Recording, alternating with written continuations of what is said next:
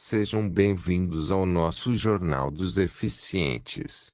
Aqui vamos falar sobre os direitos das pessoas com deficiência. Deixe um joinha e ative o sininho. Isso é muito importante para nosso trabalho, afinal de contas é para vocês esse Jornal dos Eficientes.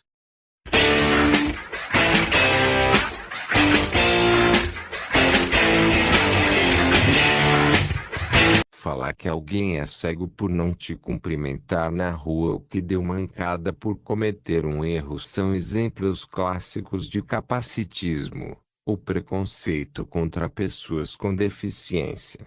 O termo, que vem da tradução do inglês ableism, significa destratar ou ofender uma pessoa por sua deficiência.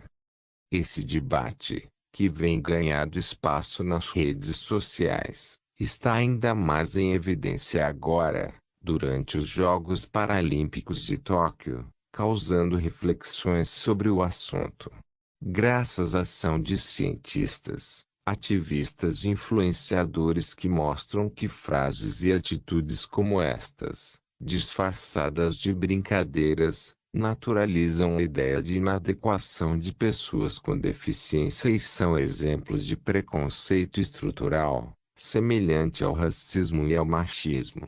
O capacitismo é a ideia de que pessoas com deficiência são inferiores àquelas sem deficiência, tratadas como anormais, incapazes, em comparação com um referencial definido como perfeito, diz Lau Patrone, 32, escritora e cofundadora da empresa Ponte Educação para a Diversidade, onde presta mentoria para empresas sobre inclusão. Leia Mais. Brasil tem mais de 17 milhões de pessoas com deficiência. Segundo o IBGE, quais os caminhos para oferecer educação de qualidade a alunos com deficiência? A lei de cotas para pessoas com deficiência faz 30 anos neste sábado. Luta pela diversidade. Patrão tem um filho com uma doença rara, o que a fez mergulhar nos estudos sobre pessoas com deficiência e hoje ser referência em capacitismo. Ela conta que o termo passou a ser estudado no Brasil somente no começo dos anos 2000, dentro de universidades, com base na literatura já estruturada sobre o assunto dos Estados Unidos e Inglaterra.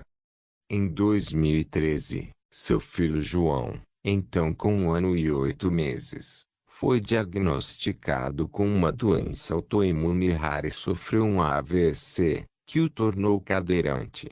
Na ocasião, a publicitária sentiu que precisava estudar para conviver com a nova realidade. Do dia para a noite, meu filho passou a fazer parte de duas populações minorizadas muito invisibilizadas. 13 milhões de brasileiros têm doenças raras, e 45 milhões têm algum tipo de deficiência.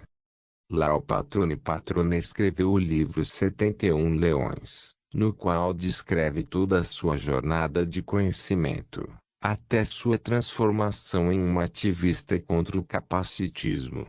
Ela diz que rever medos e excesso de cuidado foi essencial para não atrapalhar o desenvolvimento do filho. Precisava ser ponte, não obstáculo para ele, afirma. Hoje, com 9 anos, João está na 4ª série, lendo e escrevendo. Ele é fã do Emicida e do Gilberto Gil, anda de skate adaptado, ama esportes em geral, sonha em conhecer o mundo todo e ser um atleta paralímpico, conta Lau Patrone, escritora e cofundadora da empresa Ponte Educação para a Diversidade. Acervo pessoal. Influenciadores da inclusão. Foi lendo que Patrone escrevia sobre capacitismo, em meados de 2017, que o estudante de pedagogia Ivan Baron, 23, conheceu o termo e se embasou para fazer seus sketches sobre o assunto no Instagram. De forma bem-humorada, Baron conseguiu colocar o capacitismo na pauta de programas de televisão e vem angariando seguidores com seus vídeos debochados. O Potiguar discute o capacitismo pela perspectiva pedagógica e própria, já que tem paralisia cerebral e anda com auxílio de uma bengala. Segundo ele, o tema não é engraçado, mas o tom adotado tem o objetivo de chamar atenção para o preconceito contra pessoas com deficiência. O assunto não é leve, é muito violento. Precisamos abordá-lo com afeto, com deboche, com ironia para que as pessoas o reconheçam. Mas claro que também há os momentos fala sério, quando não podemos pegar leve. Ivan Barão em vídeos curtos no Instagram, Barão aborda frases capacitistas comuns. Leia no quadro abaixo. Demonstra como elas são carregadas de preconceito e oferece alternativas que não sejam ofensivas. Em um esquete, ele debocha do fato de pessoas com deficiência serem chamadas de especiais e começa a pedir por vantagens por causa da alcunha. Nos vídeos, quase sempre ele tem a companhia da amiga Judite, uma mulher que faz o papel de capacitista, que destila as frases preconceituosas. Eu posso ser especial, mas não pela minha paralisia, e sim pelas minhas atitudes. Temos que parar de achar que toda pessoa com deficiência é boazinha, um anjo, ou inútil, diz Barão. O influenciador considera seu trabalho nas redes sociais importante para a popularização do termo e para o entendimento de que o capacitismo traz sérias consequências para a vida de pessoas com deficiência. É poder dar visibilidade às pessoas com deficiência em todas as formas que elas quiserem se expressar, diz a publicitária Fatine Oliveira, 35. Estudou a representação de mulheres com deficiência no Instagram em sua tese de mestrado defendida na Universidade Federal de Minas Gerais.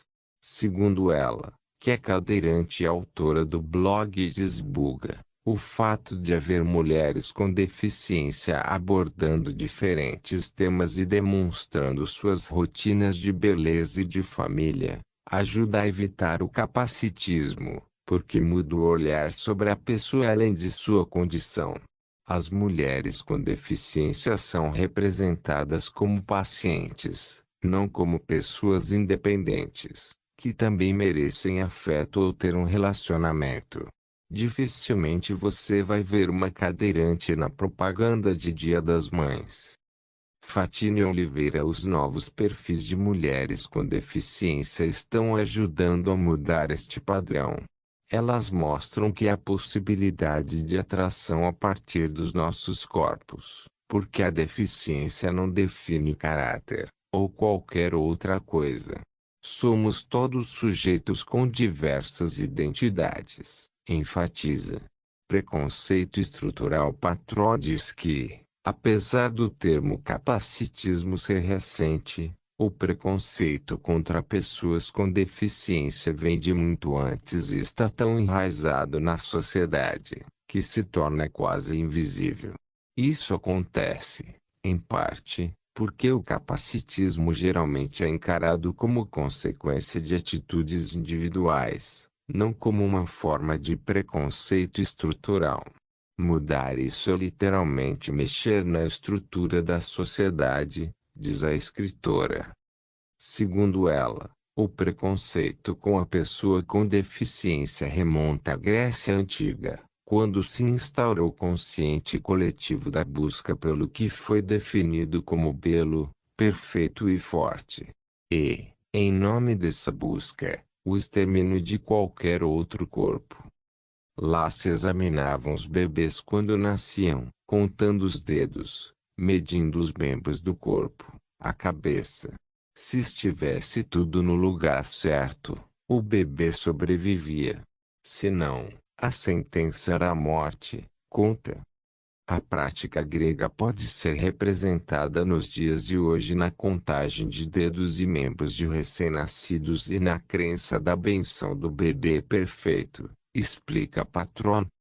Não tem problema nenhum desejar um filho com saúde, mas tem problema aquilo que a gente entende sobre o que